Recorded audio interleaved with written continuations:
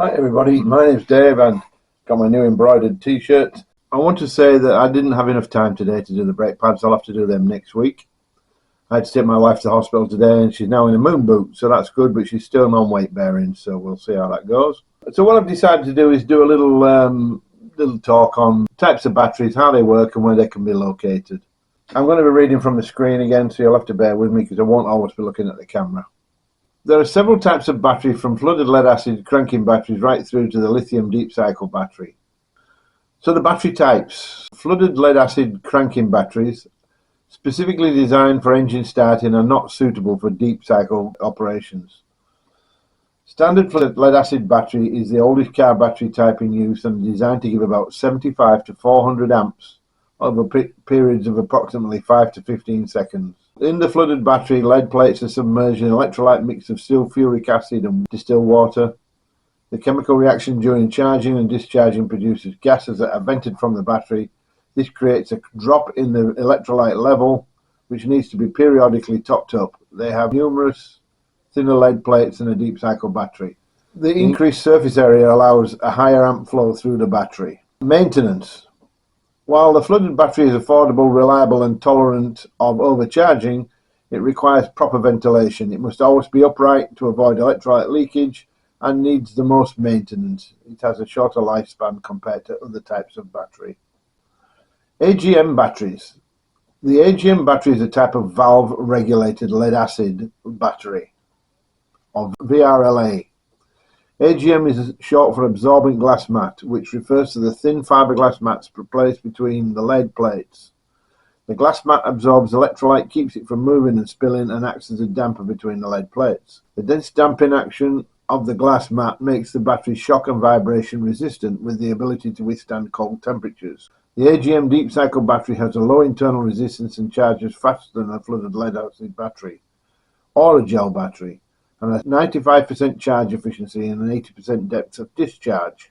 The AGM battery is maintenance-free, positioning sensitive, durable and fast charging. However, it is more expensive than a flooded lead acid battery and is sensitive to overcharging, so it needs a regulated charger. Then we're going to gel batteries.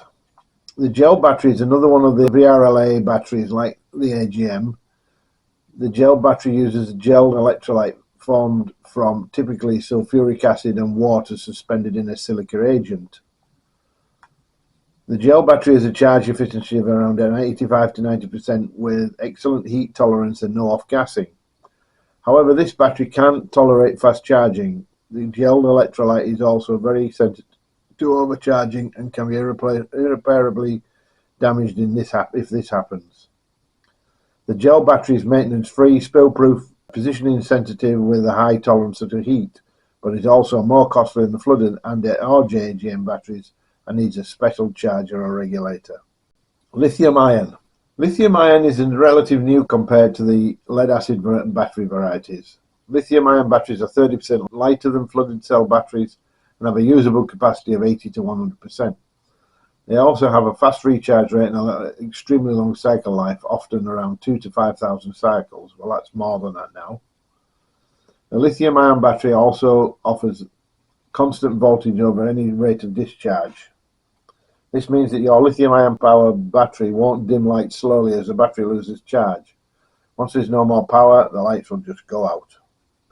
Maintenance. The lithium deep cycle battery is lightweight, compact and maintenance-free with excellent usable capacity, fast recharge rate and constant voltage. However, it is more expensive than lead acid batteries and needs a battery maintenance system, which is usually built in. The most recent type of lithium battery is lithium iron phosphate or LiFePO 4. LiFePO 4 batteries are frequently used in deep cycle applications. The BMS monitors the battery state and ensures safety of operation. It is usually equipped internally in the deep cycle applications. Tips for maintaining a deep cycle battery. So here's a couple of pointers to keep your deep cycle battery in optimal condition. Monitor charge levels. Start at charging at 50% and don't let the charge drop to under 20%. Charge even when not in use. This will help prevent sulfation and mainly maintain battery life. Trickle charge your flooded gel and AGM batteries if you're not using them for a long time. Lithium batteries don't require this. Rest the battery. Let the battery cool down after continuous use or to avoid grid corrosion. Clean battery extremities. Keep the battery terminal and covers free of dust and corrosion. Now that we've covered deep cycle battery basics, let's run through some frequently asked questions. Can a battery be both deep cycle and cranking? Well, yes, it can.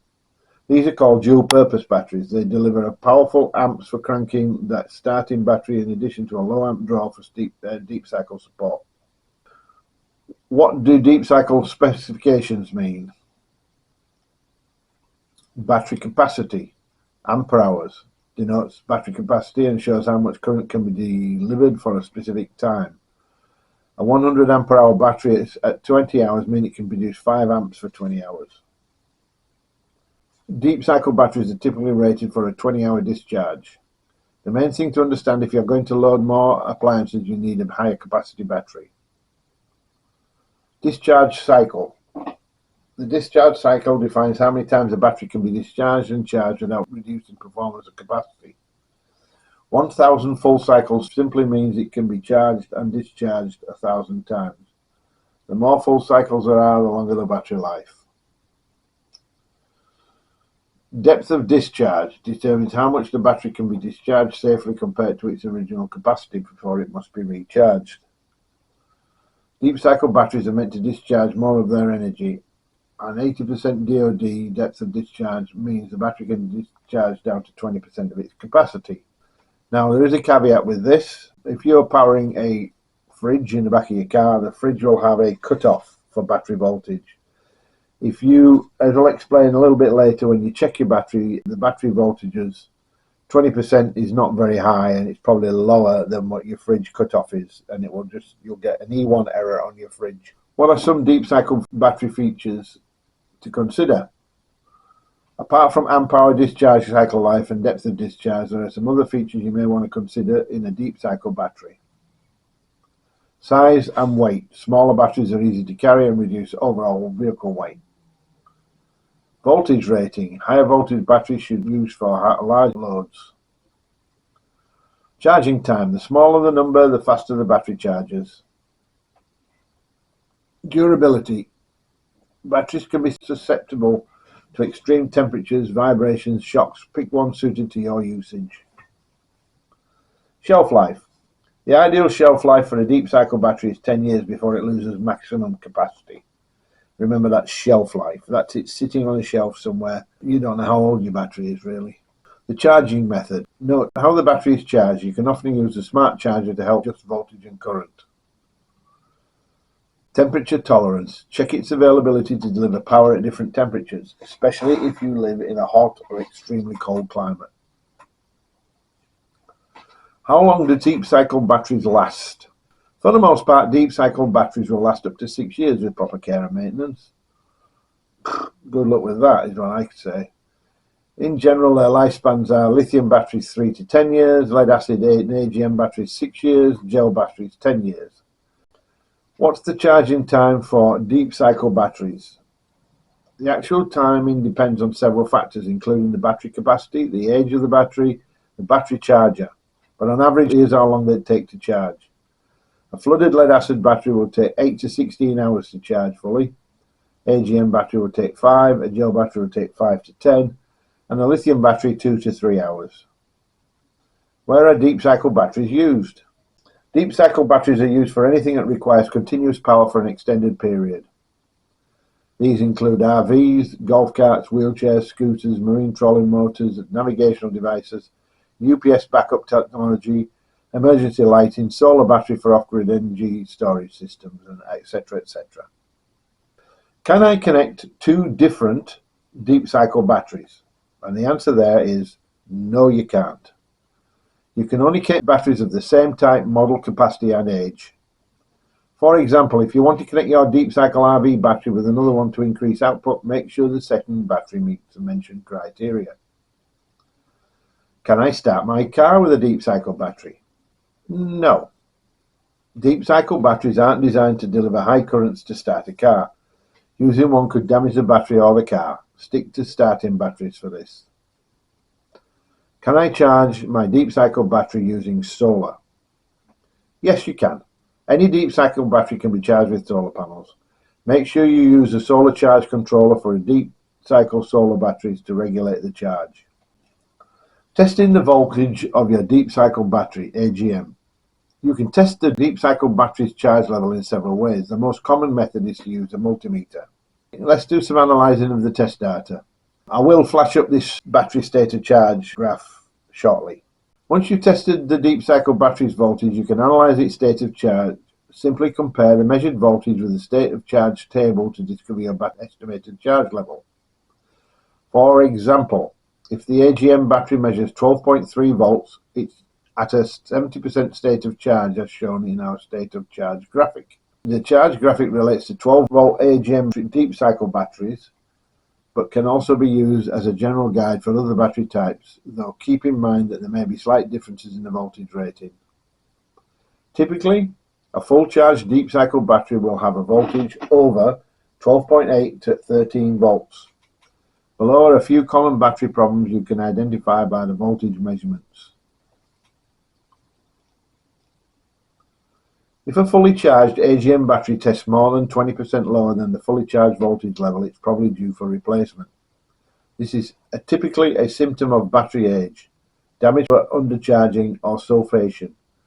You can sometimes improve a battery in this condition by using a desulfation device. Otherwise, you'll have to live with a low capacity or replace a battery.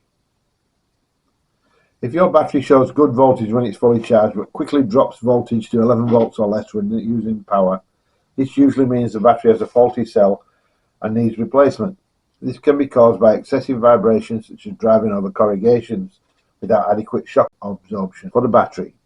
On a manufacturing fault, faulty cells are difficult and usually impractical to repair, so you'll need to replace the battery.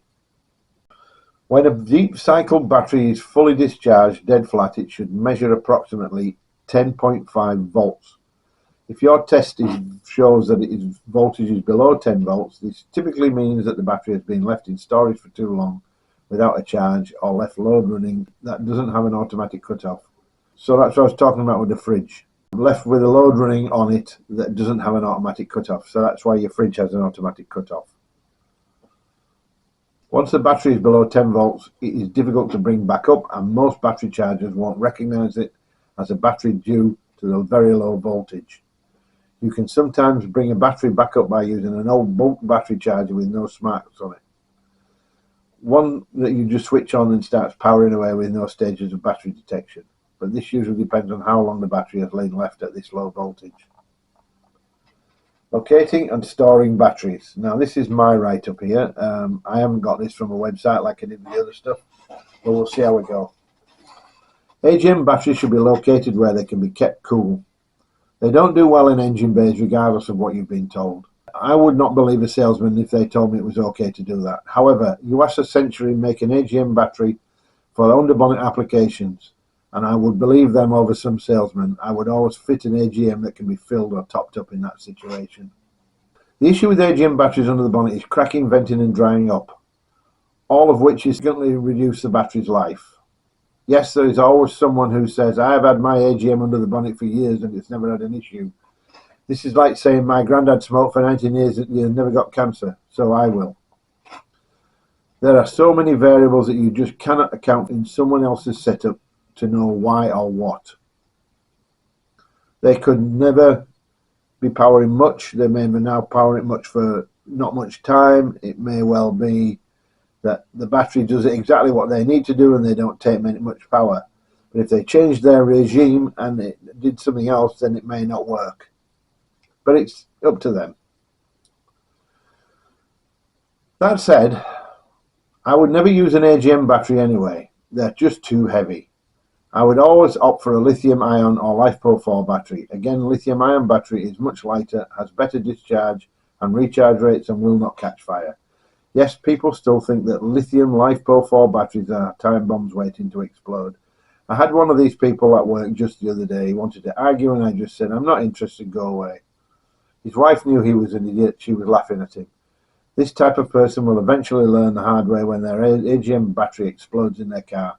Unfortunately, it will be his wife, likely the one who pays the price, because she'll be sat next to it probably. Regardless of what battery you choose, you should ideally keep it in the back of your vehicle and not in the engine bay if you want it to survive and have a long life. However, there are never any guarantees with batteries. They live or they don't. My suggestion is to get one with a good warranty. And that's the end, everybody. Thanks for watching, and hopefully you've got something from this. If you have any questions, put them in the comments below. If you don't have any questions, have a look. Consider joining Patreon, but remember to like and subscribe. That'll get the channel moving. Thanks for your time. See you on the next one.